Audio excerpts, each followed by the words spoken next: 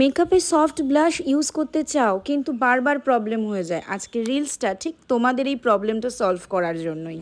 এইটা হচ্ছে রিকোডের মুজ ব্লাশার। অনেক ক্রিমি একটা টেক্সচার, তোমরা ইজিলি ব্লেন্ড করতে পারবে।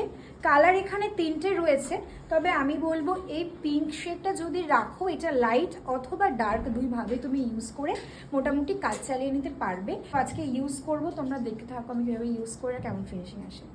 যেহেতু আজকের ব্লাশারটা মুজ, সে কারণে পাম্প করে যদি প্রবলেম হয় তোমরা আলাদা করে বার করেও নিতে পারো। আমি হাতের মধ্যে একটু নিয়েছি এবং তার মধ্যে আমি অল্প একটু রিকোডেরই লাইফ লাইনটাকে মিক্স করে নেব, যাতে একটু টেক্সচারটা পাতলা করতে পারি। একদম স্লাইট এক ড্রপ মিক্স করব। মিক্স করার পরে এটাকে আঙুল দিয়ে খুব ভালো করে লিকুইডই করে নেব। লিকুইডই না করলে ব্লাশারটা ইউজ করতে প্রবলেম হবে। যে ব্লেন্ডারটা ইউজ করছিলাম সেই ব্লেন্ডারটা দিয়েই আমি এখানটা ব্লেন্ড করে নেব। প্রয়োজন হলে আমার হাতের মধ্যে প্রোডাক্টস রয়েছে, আমি সেখান থেকে নিয়ে টাচ আপটা করে নিতে পারবো। তো আমি দেখতে থাকো কি আমি ব্লেন্ডিংটা প্রপারলি করছি। সফট এই ব্লাশারের জন্য ব্লেন্ডিংটাই কিন্তু আসল। তার জন্য একটা ড্যাম্প বিউটি ব্লেন্ডার ইউজ করবে আর এরকম ড্যাবিং মোশনে আস্তে আস্তে ফিল আপ করে দেবে।